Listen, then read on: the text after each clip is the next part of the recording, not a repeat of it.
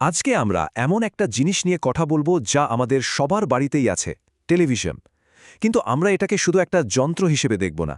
আমরা দেখব কিভাবে এই একটা প্রযুক্তি আমাদের গোটা দুনিয়াটাকে, আমাদের চিন্তাভাবনাকে, আমাদের সমাজকে একেবারে নতুন করে গড়ে তুলেছে। চলুন এই অসাধারণ গল্পটার গভীরে যাওয়া যাক। প্রশ্নটা শুনে হয়তো একটু অদ্ভুত লাগছে, তাই না? যে ফুটো করা একটা সাধারণ ঘূর্ণি চাকতি, মানে একটা স্পিনিং ডেস্ক, কিভাবে আমাদের আজকের এই আধুনিক বিশ্ব তৈরি করতে পারে। কিন্তু বিশ্বাস করুন, এর উত্তর খুঁজতে গেলেই আমরা টেলিভিশনের সেই অবাক করা ইতিহাসের একেবারে গোড়ায় পৌঁছে যাব।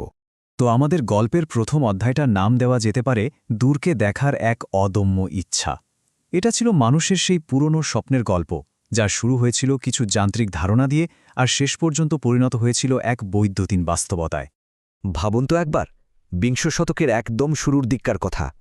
টেলিফোন বা টেলিগ্রাফের দৌলতে আমরা হাজার হাজার মাইল দূরেও মানুষের গলা শুনতে পেতাম। কিন্তু আসল চ্যালেঞ্জটা ছিল অন্য জায়গায়। আমরা কি দূর থেকে কিছু দেখতে পারতাম?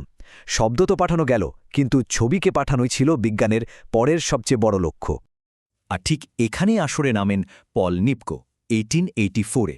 তিনি একটা যুগান্তকারী ধারণা দিয়েছিলেন। ব্যাপারটা অনেকটা একটা জিগস পাজেলের মতো। তিনি বললেন, যে কোনো ছবিকে যদি আমরা অসংখ্য ছোট ছোট বিন্দুতে ভেঙে ফেলতে পারি, তারপর প্রত্যেকটা বিন্দুর আলো আর রঙকে যদি বৈদ্যুতিক সংকেতে বদলে দিই, আর সেই সংকেতগুলোকে পরপর তারের মাধ্যমে পাঠিয়ে দিই, তাহলে অন্য প্রান্তে গিয়ে সেই সংকেতগুলোকে আবার জুড়ে একটা পূর্ণাঙ্গ ছবি তৈরি করা সম্ভব। এই সিস্টেমেটিক স্ক্যানিংয়ের সহজ ধারণাই ছিল টেলিভিশনের একেবারে মূল ভিত্তি। এই টাইমলাইনটা দেখলেই বোঝা যায় যে প্রযুক্তিটা কত দ্রুত এগিয়েছিল। 1884 সালের সেই যান্ত্রিক নিপকো ডিস্ক থেকে শুরু, তারপর 1926 সালে জন লগি বেয়ার্ড প্রথমবার যান্ত্রিক টেলিভিশন চালিয়ে দেখালেন, আর ঠিক তার 10 বছরের মাথায় 1936 সালে বিবিসি বিশ্বের প্রথম নিয়মিত টিভি পরিষেবা চালু করে দিল। 50-এর দশকে এসে তো খেলাটাই পুরো ঘুরে গেল, যখন আমেরিকায় এনটিএসসির মতো রঙিন টিভির স্ট্যান্ডার্ড চালু হলো। সাদা কালো যুগ শেষ হয়ে এক নতুন রঙিন দুনিয়ার দরজা খুলে গেল। তো প্রযুক্তি তো চলে এলো, কিন্তু এরপর কি হলো? এবার আমরা আমাদের গল্পের দ্বিতীয় পর্বে ঢুকব। এখানে আমরা দেখব এই নতুন প্রযুক্তিটা কতটা দ্রুত আর শক্তিশালীভাবে আমাদের রাজনীতি, সংস্কৃতি, মানে গোটা সমাজটাকেই প্রভাবিত করতে শুরু করেছিল। দেখুন, সম্প্রচার বা ব্রডকাস্ট মিডিয়া কিন্তু অন্য সব কিছু থেকে একদম আলাদা ছিল। কারণ এটা শুধু তথ্য দিত না, এটা শব্দ আর ছবি মিলিয়ে একটা তাৎক্ষণিক জীবন্ত অভিজ্ঞতা দিত। আর এর ফলেই একটা কালেকটিভ কনসিয়াসনেস বা সম্মিলিত চেতনা তৈরি করা সম্ভব হয়েছিল। মানে লক্ষ লক্ষ মানুষ একই সময়ে একই জিনিস দেখছে, একই জিনিস অনুভব করছে। টেলিভিশন যে কতটা শক্তিশালী একটা হাতিয়ার হয়ে উঠেছিল, এই স্লাইডটা তার দারুণ একটা প্রমাণ।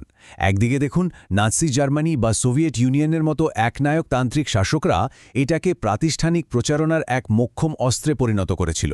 আবার অন্যদিকে গণতান্ত্রিক দেশগুলোতেও এর প্রভাব ছিল অসীম। যেমন ধরুন 1960 সালের সেই বিখ্যাত কেনেডি নিক্সন বিতর্ক।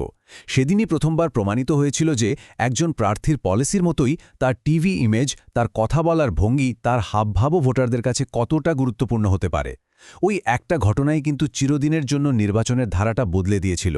ঠিক এই সময়ে তাত্ত্বিক মার্শাল ম্যাকলুহান তার সেই বিখ্যাত কথাটা বলেন, মাধ্যমটাই হলো বার্তা। এর মানে কি? এর মানে হলো টিভিতে কি দেখানো হচ্ছে তার চেয়েও বড় ব্যাপার হলো টেলিভিশন নামক মাধ্যমটা নিজেই। লক্ষ লক্ষ মানুষ যে একসাথে বসে একই জিনিস দেখছে, এই অভিজ্ঞতাটাই সমাজকে বদলে দিচ্ছিল। মাধ্যমটাই হয়ে উঠেছিল আসল বার্তা। ম্যাকলুহানের গ্লোবাল ভিলেজ বা বিশ্ব গ্রামের ধারণাটা ঠিক এই ব্যাপারটাই আরও পরিষ্কার করে দেয়। টেলিভিশন যেন সময় আর দূরত্বের দেওয়ালটাকেই ভেঙে দিয়েছিল।